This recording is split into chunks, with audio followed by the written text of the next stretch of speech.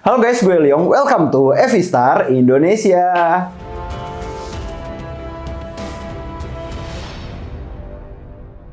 Nah, jadi pada hari ini guys, kita bakalan bahas mengenai kira-kira apa sih yang terjadi dengan BTC minggu ini guys ya. Nanti di video itu banyak banget ya pengetahuan-pengetahuan yang gue share melalui kayak gue kan kebetulan fundamentalis guys ya. Jadi gue bakal bahas mengenai hal tersebut ya kan. Dan nanti sepanjang perjalanan kalian juga bakal membahas dari bukan cuma fundamental tapi juga dari technical ya guys ya. Kita barengan sama Vindi, oke? Nah, kita nggak pakai lama, langsung aja kita ke videonya. Let's go!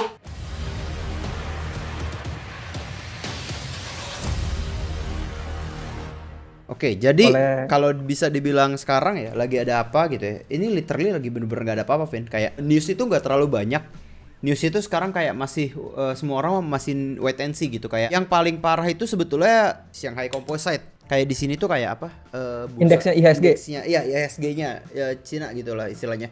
Nah, itu tuh udah kayak 4 hari apa 3 hari itu turun berturut-turut. Itu sebetulnya sesuatu yang wajar sih, kayak kita kan tahu nanti kan kita mau Chinese New Year bentar lagi kan, mungkin pas video ini publish udah Chinese New Year gitu kan. Nah, Betul. kita tahu Chinese New Year itu kalau misalnya sektor kan Cina gedenya sebetulnya sektor ekspor impor kan. Nah, ekspor impor Cina itu hampir ditutupnya tuh hampir kayak sebulan gitu loh pas Chinese New Year, karena memang di China itu libur cuma 2 Vin setahun.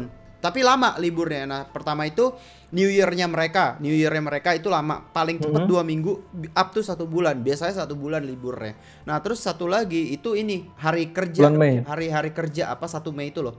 Itu hari pekerja. May Day kan? Ah ya, May Day. Nah, May Day itu biasanya liburnya 2 minggu. Jadi di Cina itu cuma 2 kali libur. Udah, sisanya nggak ada libur lagi. Gitu, full kerja mereka. Jadi kurang lebih begitu sih kondisinya sekarang. Makanya kompositnya Cina itu sebetulnya lagi ngedrop terus. Jadi kalau apa namanya, kita tahu marketnya itu sekarang kayak lagi bener-bener kayak hampir nggak bergerak gitu kan. Kayak naik sih naik betul, tapi volumenya tuh kayak nggak gede-gede amat. Udah gitu kayak mirip-mirip kayak candle doji gitu yang wicknya doang panjang. Jadi menurut gua kayak sekarang tuh volume pembelian tuh lagi nggak ada gitu. Mungkin salah satu faktornya Eropa gitu, Amerika mungkin oke untuk masuk gitu. Tapi Cinanya sendiri, karena kan kita tahu trader dari Cina tuh nggak mungkin sedikit, pasti banyak gitu kan. Banyak. Buktinya aja impactnya kalau misalnya Cina food apa gitu kan, pasti langsung parah banget kan pasar. Maksudnya artinya kan kayak gitu kan. Cina juga ada impactnya. Nah, trader Cina nih kalau menurut gue sekarang lagi nggak ngapa-ngapain, jadi lagi ngehold cash semua gitu menurut gua. Jadinya itulah yang bikin pasar kriptonya juga nggak ada pergerakan signifikan gitu. Tapi nggak tahu, ntar coba kita lihat analisis teknikalnya ya seperti apa gitu. Tapi kalau menurut gua dari fundamental tuh bener-bener nggak ada apa-apa, literally nggak ada apa-apa. Berita bagus nggak banyak itu kan, bahkan hampir nggak ada. Berita buruknya pun bisa dibilang nggak ada gitu, karena kayak kita nunggunya apa sih? Nunggunya The Fed kemarin udah testimoni, tapi testimoni itu nggak ngejawab apa-apa. Apa yang akan mereka lakukan? Mereka cuma bilang kita akan berusaha memperbaiki ekonomi, tapi cara gimana nggak tahu gitu. Jadi kayak testimoni juga kemarin bingung gitu apa arahnya, tapi entah kenapa kayak pasarnya overreaktif dan dibawa longsor semua gitu, istilahnya kayak gitu kan. Tapi kan overall recovery. Buktinya maksudnya gini, kalau mereka memberikan testimoni kayak Paul itu ngasih testimoni, The Fed bakalan misalnya langsung tegas gitu kayak oke, kita bakal ngurangin siklus uang gitu misalnya kan, liquidity-nya uang kita turunin. Itu pasti longsornya bukan cuma segitu, itu longsornya pasti terus-terusan, nggak bakal ada yang namanya perbaikan sekarang gitu. Ini buktinya kayak 27 ke sekarang itu udah perbaikan. Artinya kan sebetulnya emang beneran pasarnya itu nggak ada apa-apa gitu loh. Testimoninya juga nggak ngejawab apa-apa gitu. Tapi ya keturun anyway. Tapi ya kurang lebih sih seperti itu kalau dari sisi fundamental. Nanti mereka ada meeting lagi di bulan Februari. Udah gitu keputusannya dimulainya hasil meeting ini itu Maret gitu. Jadi ya kita udah tahu duluan lah istilahnya apa sih yang akan dilakukan mereka bulan Maret gitu. Jadi kayak mungkin Maretnya tuh continuation-nya aja gitu. Tapi something big happen-nya Februari, karena Februari itu bakal dijelasin secara lebih rinci dan lebih jelas apa yang akan mereka lakukan, apa yang The Fed bakal lakukan tahun ini 2022 gitu. Tapi kemarin ini ya suku bunga tetap kan? Belum naik. Tetap nggak naik. Belum. Proyeksinya Maret betul. Nah, tapi Februari mereka udah bilang bakal naik apa stay up. Jadi kemarin tuh nggak ngejawab. Pasti naik. 4 kali itu pasti naik. Prediksi gue tahun ini naiknya 4 kali. Jadi ya benar, dari 0,25 sekarang kan masih 0,25 tuh. Fed fund rate-nya itu bisa jadi 1,25. I see. Nah, cuma di Indonesia impact-nya apa? Impact-nya itu nanti bakal ngaruh ke negara-negara lain, Diong. suku bunga di negara-negara lain. Logiknya gini, Amerika itu kan gede banget ya, negaranya gede banget. Betul. 1,25% itu buat mereka tuh, buat investor tuh gede. Ya, setuju gue. Karena mereka merasa tuh aman, duit mereka tuh aman. Nah, sedangkan kalau misalnya orang invest di Indonesia, Indonesia itu termasuk negara berkembang. Dan ada yang namanya bond rate. Jadi kalau misalnya lu invest di Indonesia sama invest di Amerika, itu jauh lebih aman invest di Amerika daripada di Indonesia. Betul, setuju. Di Amerika itu skornya A gitu ya, A. Sedangkan di Indonesia tuh kalau nggak salah B ya. B mendekati C gitu. Jadi orang tuh lebih nyaman untuk invest di Amerika. Nah, kalau misalnya suku bunga di Amerika 1,25%, sedangkan di Indonesia itu anggaplah nggak naik ya, jadi 3%. 3. Lebih menarik mana? Ya mendingan di Amerika, karena lebih aman. Ya uang bakalan keluar. Betul. Ya, jadi setuju. Kesimpulannya apa? Kesimpulannya Bank Indonesia itu akan menaikkan suku bunga juga. Untuk apa? Untuk compete. Ya compete, betul. Berarti yang bakal kepukul, kita bisa bilang tahun ini yang bakal kepukul sektor properti lagi. Ya. Sektor properti, keuangan, jasa-jasa keuangan, kayak gitu ya. Menarik ya, kayak properti kesian banget ya. Ya, tapi gini Leo. Gimana? Makanya yang gue perhatiin, pemerintah ini lagi gila-gilaan gencar-gencarnya untuk naikin inflasi di negara kita. Gunanya kenapa? Untuk ngebalance dari suku bunga itu. Jadi kayak semacam pembelaannya seperti itu ya, Vin ya? Iya. Kita mapping dulu ya. Pertama nih, kenapa si Amerika mau naikin suku bunga? Kenapa? Karena inflasi mereka tuh tinggi banget. Oh iya betul, inflasi mereka udah 7 sekarang. Bener. 7. Nah, 7 itu mereka harus tekan. Betul. Tekannya dengan apa? Tekannya dengan naikin suku bunga. Oke. Nah, lu bayangin inflasi di Indonesia itu 3 aja belum. Lu bayangin ya, 3 aja belum. 3 aja belum. Biasanya tuh zaman pemerintahannya Pak Jokowi itu setahu gua tuh sekitaran 3 sampai 3,5. Itu 3 aja belum. Lu bayangin kalau 3 aja belum, terus lu naikin suku bunga, inflasi lu ketahan lagi. Betul. Artinya lu kapan geraknya?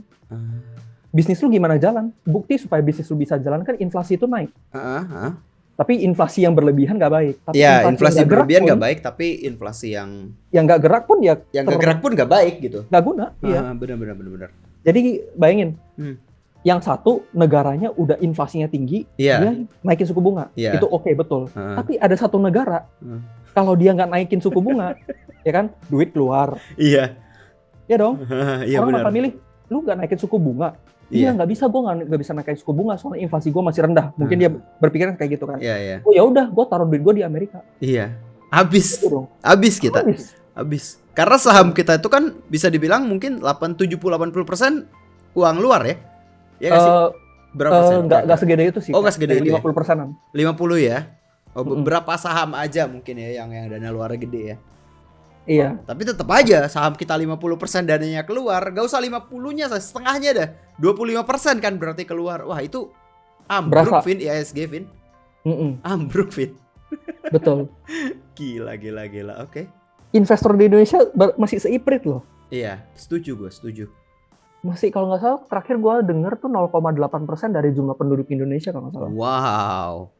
Wow. Beda banget. Sedangkan kalau di Amerika tuh gue sempat baca data itu paling nggak udah kayak sekitar 40%-an loh, Vin. Yang tahu saham itu 70%-an. Yang udah invest itu 40%. Warga Amerika, lu bayangin. Iya, betul. Gila. Beda banget. Beda. Wow, oke, menarik. Oke, jadi kurang lebih begitu dari sisi fundamental yang kita bahas ya. Sekarang kita bisa langsung ke technical ya nih, Vin, yang kita tunggu-tunggu nih, Vin. Waduh. Lihat gak sih kenaikannya kecil banget dan volumenya tuh semakin lama semakin menipis gitu loh. Yes, betul. Ini volumenya makin lama makin menipis. Gue masih menanti dia sampai ke 39 sih sebenarnya. Actually udah nggak sih? Nggak nyampe ya? 38.700 kalau nggak salah. Iya, ini kemarin kan. Iya. Salah di sini. Iya itu.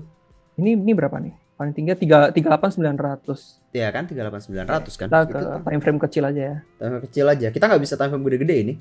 1 jam lah, 1 jam atau Wah gila, nggak ada 1 jam dia. Itu jam bawah. Oh jamnya ketutup. Gue bingung. Yeah, boy. Naik sih naik dikit-dikit, tapi ya itu sideway banget semua. Oke, kalau sideways kayak gini kita coba main di 4 jam. Ini ketahan di resisten pula di sini. Iya. Emang kita kan prediksi resisten di sekitar area 37. Kemarin kan kotak yang kita buat kan emang 38-an gitu kan. Betul, di sekitaran sini nih. Kemarin kan 9 ya, 39 ya kalau nggak salah. 38 39. Tapi kalau lu lihat Vin, itu pas mau turun juga volumenya nggak gede juga gitu loh. Pas mau turun. Ya, jadi selling pressure-nya juga nggak gede. Itu yang paling baru kan, selling pressure. Yang paling iya, benar. Benar kata lu Liong, benar. Nggak kuat dia turunnya. Ya makanya lebih ke ini sih Vin, kayak sekarang gini, untuk menjual BTC itu kan perlu orang yang menjual gitu. Nah, sekarang tuh rasanya kayak kita udah bahas minggu lalu, kayak miner nahan. Well nahan, semua orang tuh nahan, jadi kayak udah nggak ada yang jual BTC. Jadi kayak mau volume mau turun nggak bisa, mau turun nggak bisa, mau naik pun nggak bisa, nggak ada yang beli. Mau naik nggak ada yang beli, mau turun nggak ada yang jual gitu loh. Sekarang udah kayak long term holder aja semua. Tapi ya, Neil coba lihat deh, gue yang 4 hour ya, ini tingginya cuma pas tanggal 3 loh, 3, 4, 5, 6, 7 sampai 14, habis itu ini udah kecil-kecil semua nih. Gue nggak paham nih error atau apa, volumenya kecil error banget. Kali Vin. Hah? Error ya? 100 doang kayak nggak mungkin sih. Masa sih? Coba ya kita coba ke Coinbase yang itu gue. Nah coba. Enggak kok. Binance-nya doang berarti error. Volumenya ada kan tuh? Tuh ada. Ada. Kok. Binance-nya berarti error. Ya benar, Binance-nya error. Oke, kita coba lihat.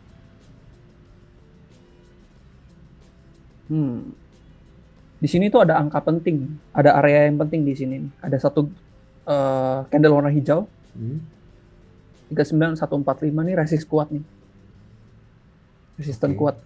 Oke. Once ini dia bisa break ke atas, atau ada satu candle aja, nih di 4 hour ya, di 4 jam, ada satu aja candle yang close hijau, close di atas angka ini, itu lanjut naik ke atas. Taunya dari mana itu resist kuat? Jadi kalau gue suka pakai Fibo yang gue pernah ngajarin itu loh. Tahu. Jadi di sini adalah candle break, gue sebutnya ini candle break. Jadi candle break ini dia adalah satu candle di sebelum dari konsolidasi. Ini kan konsolidasi nih. Ini dari bottom ya, dari bottom.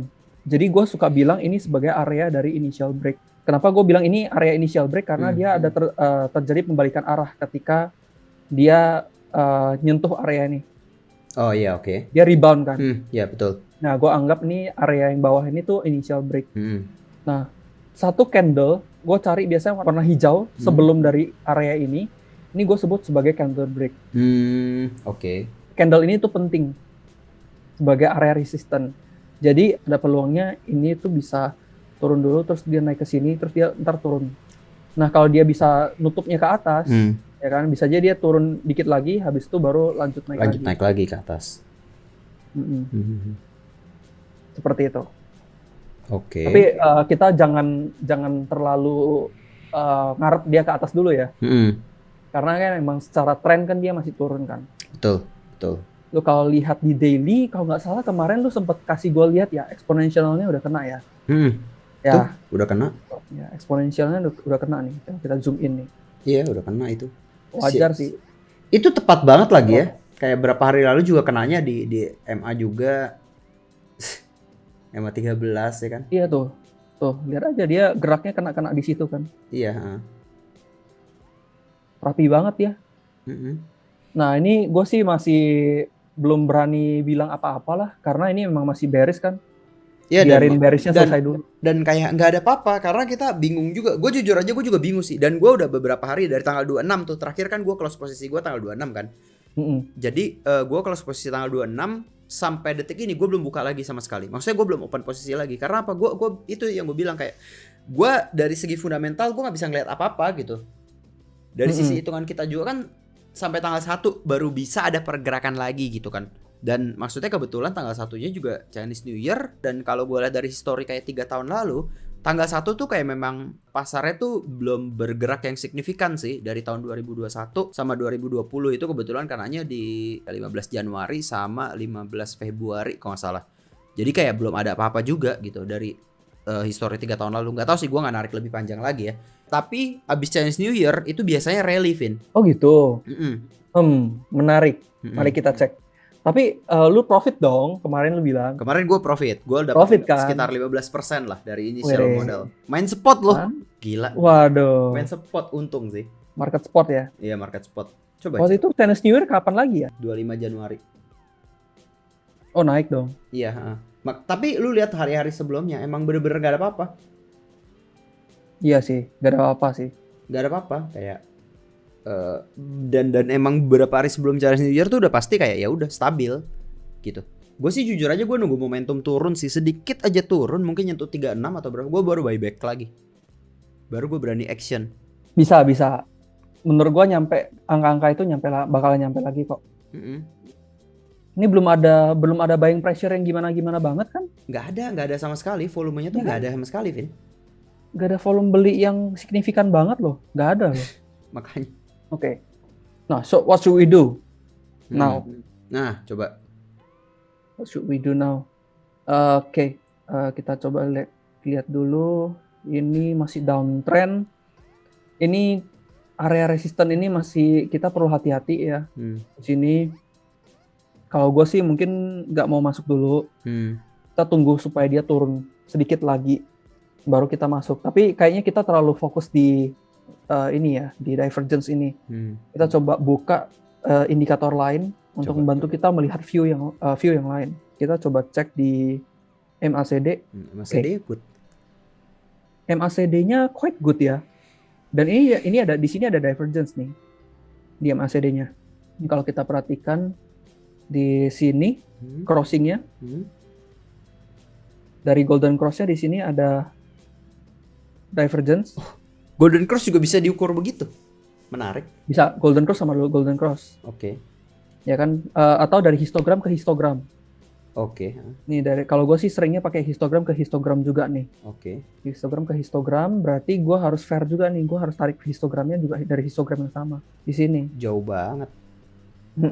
Kayaknya ini emang rada jauh ya mainnya ya. Iya. Rada jauh. Jadi kalau dia long term untuk dia naik ke atasnya tuh bisa sampai setinggi itu.